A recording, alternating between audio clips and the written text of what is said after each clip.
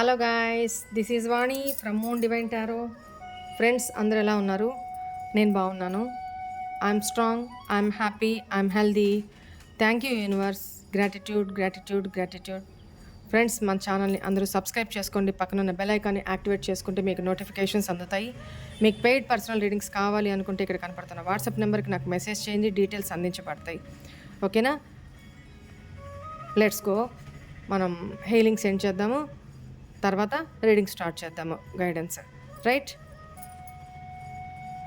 వెన్ను నిటారుగా పెట్టి కూర్చోండి, కళ్ళు మూసుకోండి, డీప్ బ్రీత్ తీసుకోండి.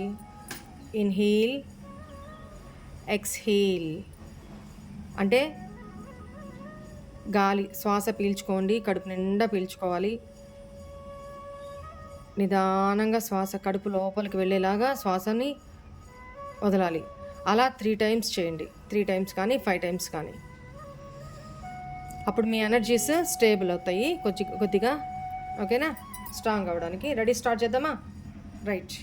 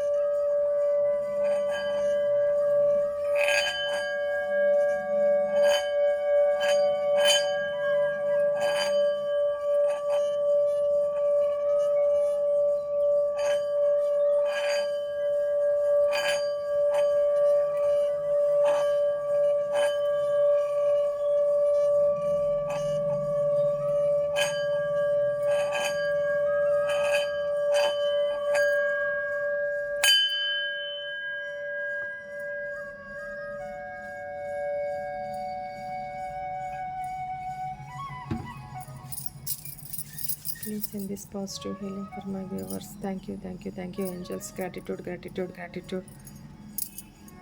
I accept this positive healing అని చెప్పుకోండమ్మా.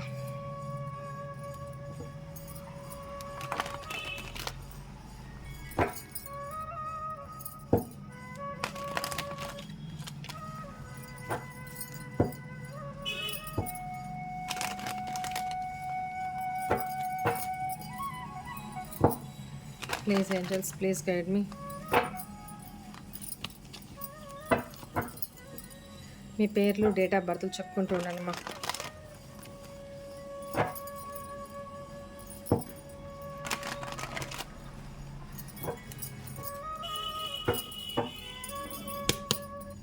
Please angels, please guide me.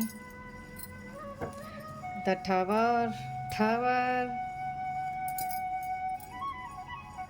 Four of Pentacles, the Fool, Page of Swords, King of Wands, Queen of Pentacles, Six of Wands,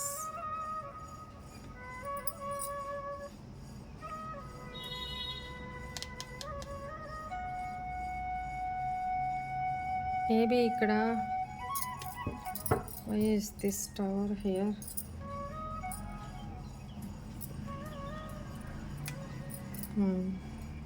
Right. ఇక్కడ మీ family ఇష్యూస్నో లేకపోతే third party situation కనపడుతుంది. So all of sudden me person యొక్క అంటే మీ mother in law interference వల్లనో లేకపోతే మీ ఎప్పటి నుంచో దాగి ఉన్న some third party situation all of sudden బయటకు వచ్చే అవకాశం కనపడుతుంది, మీకు తెలిసే అవకాశం కనపడుతుంది. సో అది ఫ్యూచర్ ఎట్లా చాలా బర్డన్ అయిపోతుంది మీకు. ఒక బర్డన్ ఫీల్ అవుతారనమాట చాలా. సో అది మీ పర్సన్ సోషల్ మీడియా ద్వారానో లేకపోతే ఫోన్ ద్వారానో ఎలాగో ఇది చెప్పడానికి కూడా నాకు ఇబ్బందిగా ఉంది. సో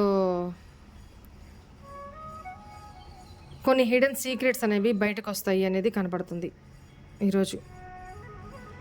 మేబీ మీరు మీ పర్సన్ని స్టాక్ చేస్తున్నట్లయితే ఆ పర్సన్కి సంబంధించిన కొన్ని విషయాలు సీక్రెట్స్ బయటకు వచ్చే అవకాశం, హిడెన్ సీక్రెట్స్ బయటకు మీకు తెలిసే అవకాశం కనపడుతుంది.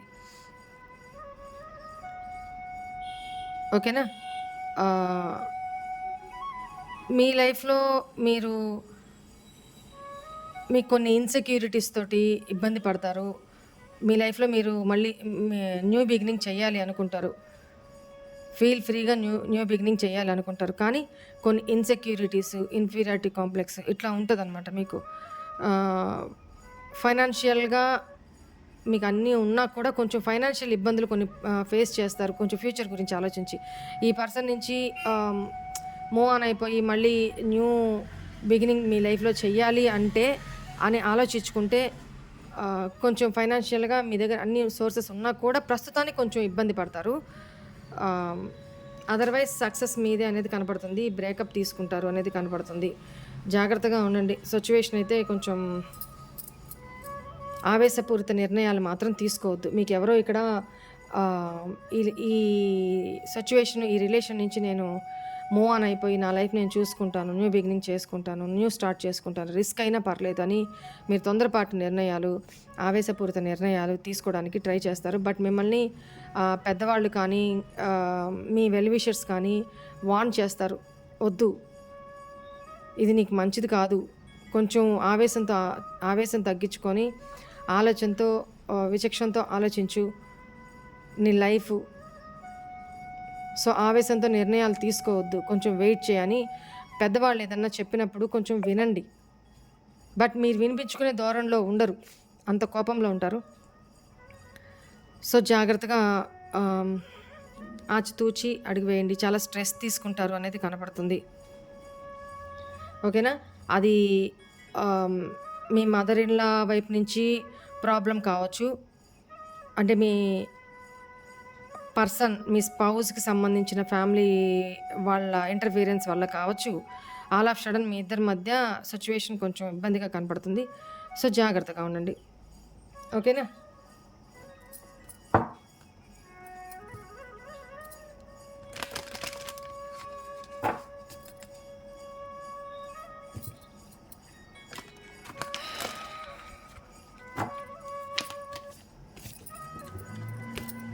లేదు, మీ పర్సను మీ వాళ్ళ మదర్ ఫ్యామిలీకి సంబంధించిన వాళ్ళ మాటలు విని మిమ్మల్ని చాలా బాధ పెడతారు అనేది కనపడుతుంది.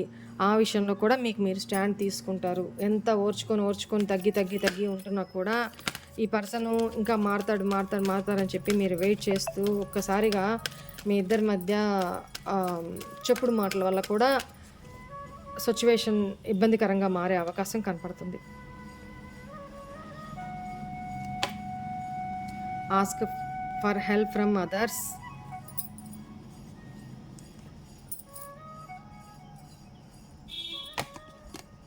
Let go. సిచ్యువేషన్ని కొద్ది రోజులు వదిలేసేయండి. ఇఫ్ యూ బిలీవ్, మీరు నమ్మినట్లయితే ఫర్గివ్నెస్ చెప్పాను కదా, ఎవరి వల్ల అయితే మీరు బాధపడతారో వాళ్ళని క్షమించేసి వదిలేసి లెట్ గో, వదిలేసేయండి. ఎందుకంటే మైండ్కి అలానే పెట్టుకొని ఉంటే ఏమవుతుంది, మీరు అక్కడే ఉంటారు, ముందుకు వెళ్ళలేరు. సో క్షమించేయండి, లీవ్ చేసేసేయండి, వదిలేయండి. ఆ సమస్యని అంతటితో ఎండ్ చేసేసి మీరు ముందుకు వెళ్ళండి. ఓకేనా? మీ ఇద్దరి మధ్య సిచ్యువేషన్ ఇప్పుడే చెప్తున్నాను నేను, మీ ఇద్దరి మధ్య సిచ్యువేషన్ ఇంప్రూవ్ అవుతుంది అని చెప్పబోతున్నాను. అదే కార్డు ఏంజల్స్ కూడా ఇచ్చారు చూడండి. The situation will improve. ఓకేనా? మీరు నమ్మినట్లయితే ఆవేశపడద్దు, ఆవేశపూరిత నిర్ణయాలు తీసుకోవద్దు. ఓకేనా? ఒకవేళ ఎస్పెషల్లీ ఇది మ్యారీడ్ లైఫ్ అయితే ఇంకా జాగ్రత్తగా ఆచితూచి నిర్ణయం తీసుకోండి. తొందరపాటు నిర్ణయాలు వద్దు. కోపం వస్తుంది, బాధ వస్తుంది, ఫ్రస్ట్రేషన్ వస్తుంది అక్కడ సిచ్యువేషన్కి. బట్ ఆలోచనతో బిహేవ్ చేయండి. ఆవేశంలో విచక్షణ కోల్పోతారు. ఆలోచన ఉంటే విచక్షణతో నిర్ణయాలు తీసుకుంటారు. ఓకేనా? రైట్.